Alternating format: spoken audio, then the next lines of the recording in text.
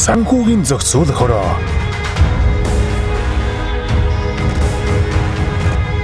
нэгдсэн үндэсний байгууллагын хөгжлийн хөтөлбөр үзүүлж байна.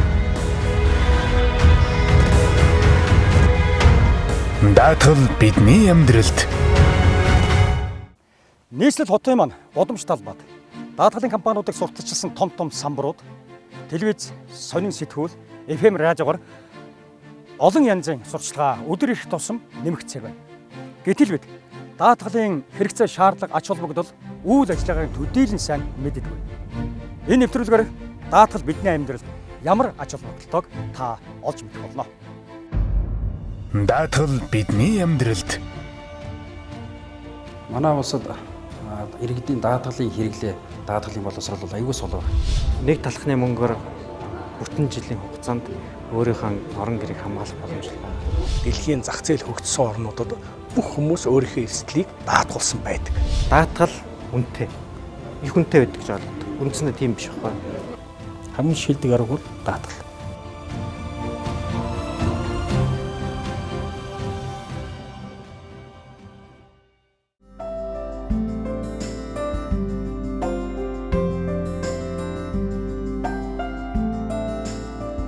Энэ бидний хэрийн үрс. Энэ бидний гэр бүл, элэг бүтэн амьдрал. Энэ миний бүтээсэн баялаг. Энэ бол бидний эгэл жирийн амьдрал.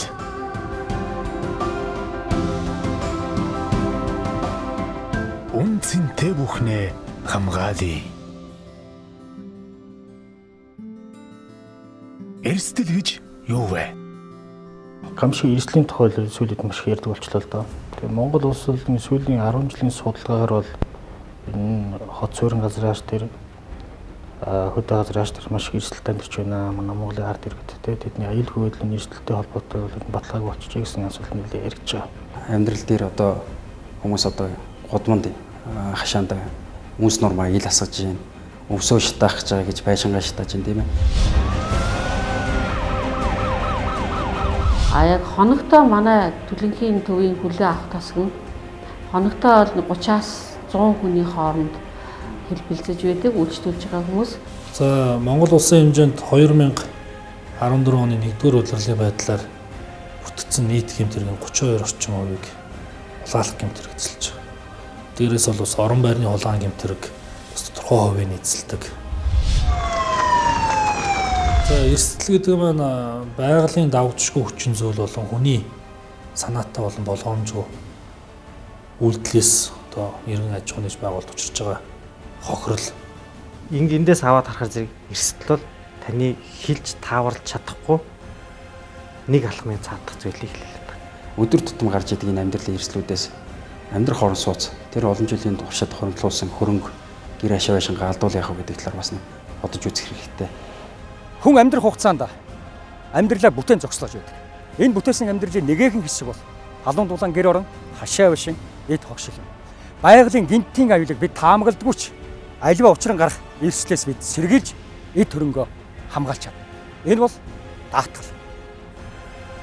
Даатгал бидний амьдралд.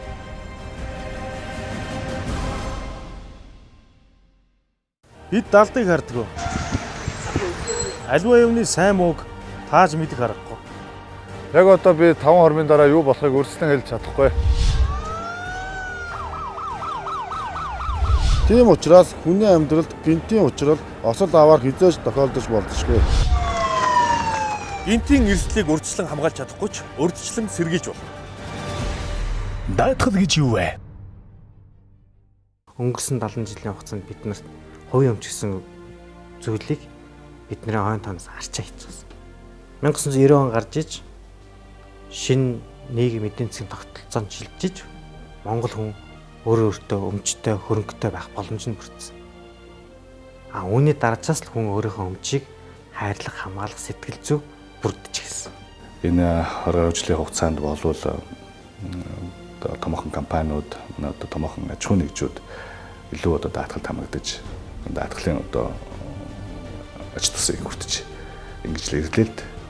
Жирийн иргэд энэ даатгалд хамрагдах хамрагдалт бол төдийлөн бас сайнгүй байна. Одоо чинь татврын талаар банкны зээл одоо хадгаламжийн үйлчлэлийн талаар бид нар харьцангуй ойлгох сайтай байдаг.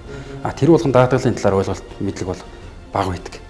Одоо чинь хураамж гэж юу яаж үнэлүүлэх ёстой юм, тэгээд нөхөн төлрөө яаж авах юм тийм ээ.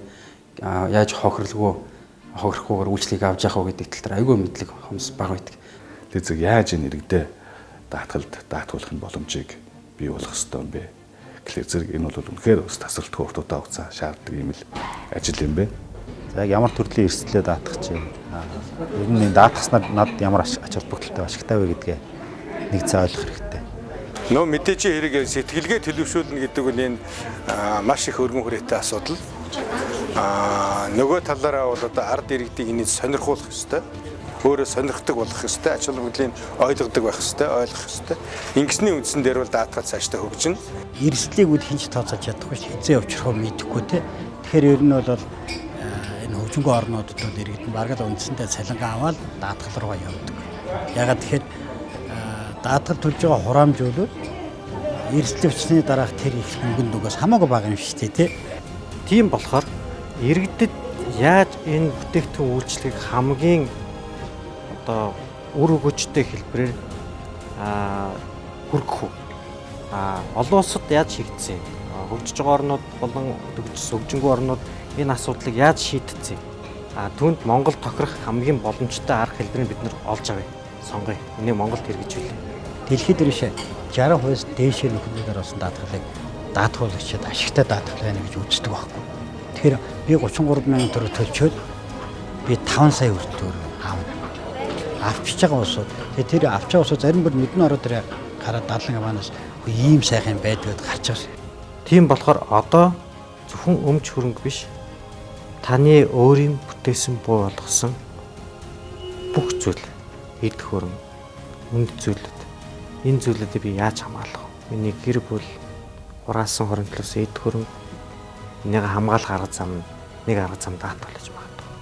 Үнэхээр л бид одоо зах зээл эдийн засгийн харилцаанд шилжсэн бол тэрний одоо зах зээл эдийн засгийн харилцааны суур улсын даатгалын тогтолцоогуудад Монголд бий болгох, хөгжүүлэх зайлшгүй шаардлага бий болж уран гарч байгаа. Тийм учраас даатгуулагчдаа хүч нэг үрчлэн ажиллаж ач холбогдлыг ойлгуулж ингэж л одоо энэ ажлыг зохион байгуулах ёстой л гэж үзэж байна. Даатгал гэдгийг хамгийн энгийнээр тодорхойлбол дундын сан байгуулах үйл ажиллагаа юм. Энэхүү нөөц санг бүрдүүлж хуваарлах даатгалын компани үйл ажиллагаа бөгөөд даатгуулагчаас тодорхой хэмжээний хураамж авч гэрээнд заасан осол эрсдлийн улмаас хохирол амссан даатгуулагчийн хохирлыг нөхөх байдлаар ажилладаг. Бид далдыг харддаг. Аливаа юмны сайн мууг тааж мэдэх аргагүй. Яг одоо би 5 хормын дараа юу болохыг өрсөлдөн хэлж чадахгүй. Тийм учраас хүний амьдралд гинтийн учрал осол аваар хизээж тохиолдож болзошгүй. Гинтийн эрсдлийг урьдчилан хамгаалж чадахгүй ч урьдчилан сэргийлж болно. Даатгал улс орны хөгжилд ямар ач холбогдолтой вэ? Манай улсад иргэдийн даатгалын хэрэглээ, даатгалын боловсрол бол аюул сул байна. Хөгжингөө одоо зах зээл хөгжсөн өндөр хөгжилтэй орнуудад улс орныхаа эдийн засагт нэ даатгалын оруулж байгаа нь асар их байдаг байхгүй. Ерөөсө түр ачааг норондоо дадлан компаниуд нүрдэг тий. Одоо заавал одоо шинэ гэр хашаа байшин шатчлаа гэхээр төр засаг одоо хорооноос тусламж өгдөг тийм ээ. Одоо гар харж, босны гарыг харж амьдарч идэв. Гэтэл өөрөө өөрсдийнхөө эрсдлийг удирдах, бас сурах, хувь хүний эрсдлийн удирдлага гэдэг ойлголт аягүй чухал байх. За саяхан өнгөрсөн жил наран тул зах бас шатлаа л гэж ярьлаа. Тэгэд энэний хохирлыг нь барагдуулах болохоор зэрэг ард иргэд төрлөг ханддаг. Тэр үйлчлэгийг үзүүлсэн. Анхааруулсан уу? Тэдэнтэй хамтарч ажилласан.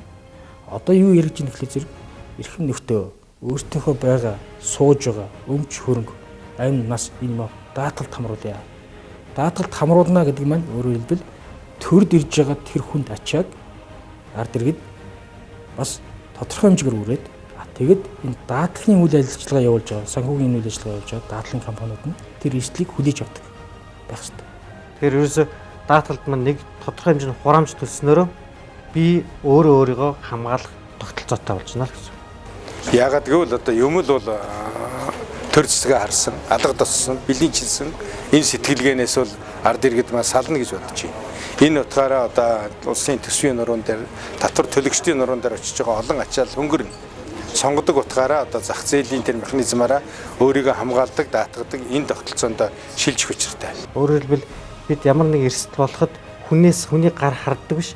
Би өөрийгөө хамгаалдаг механизм. Өөрөөр нийгмийн дархлааг бий болгож даатгал.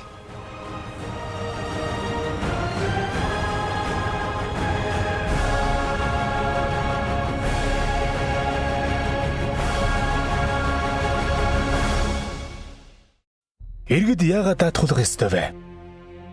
Иргэдийн талаас боддог нөгөө зүйл нь юу гэдэг зэрэг даатгал үнэтэй. Их үнэтэй байдаг гэж ойлгодог. Үндсэндээ тийм биш байхгүй.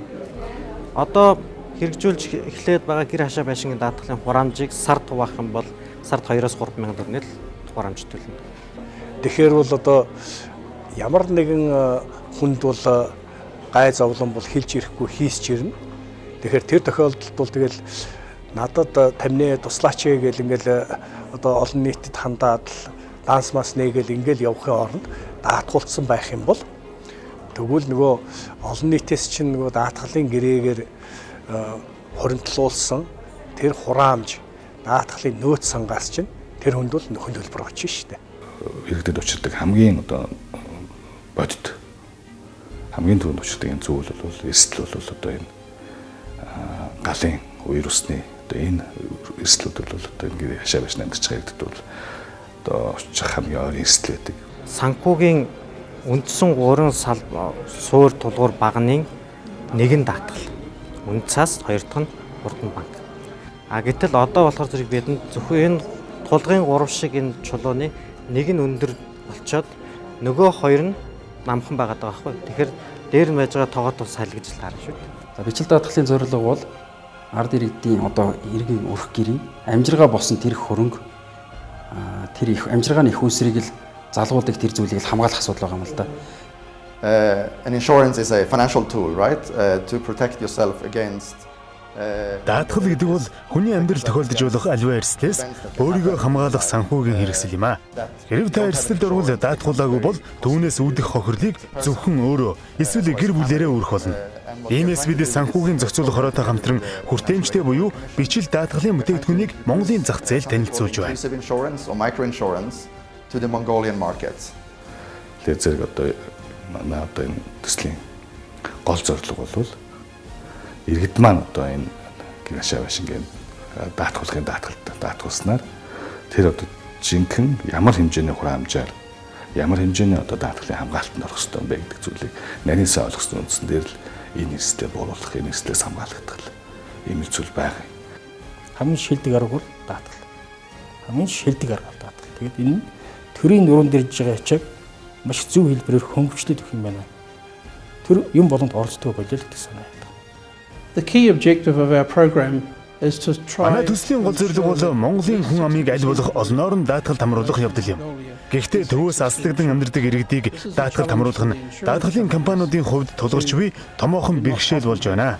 People in these faraway districts. Нэг талхны мөнгөөр бүтэн жилийн хугацаанд өөрийнхөө орон гэрийг хамгаалах боломжтой байна. Тийм боломжтой байгаа. Хэрвээ та өнөөдөр нэг талхныхаа мөнгийг харамлаад хойш нь хийчихэд нэгэн өдөр эрсдэл гарахад та 1000 талх 100,000 талхны өндөр үнээр та нөгөө хохирол сэргэж. Ерөөс ард иргэд өөрөөсөө төрөнгийн төлөө амьсны төлөө хариуцлагатай байж тэрнийхээ төлөө тодорхой хэмжээний одоо мөнгө хөрөнгийг гаргаж даатгалтай хамрах төлөвтэй төлцөө байна.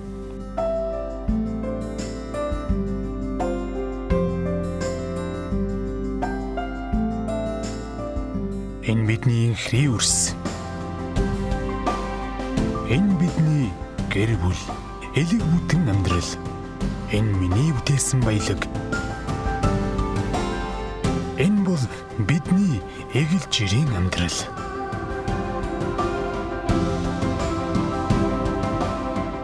Үнцэнтэй бүхнээ хамгаалъя. Амар тайван байхад тулд яах ёстой вэ? Даатгалаар нөхөх боломжгүй гар цохрол байдаг ч даатгалын тусламжтайгаар эдийн засгийн хохирлыг арилгах нь хөгжлийг хурдасгах хүч юм.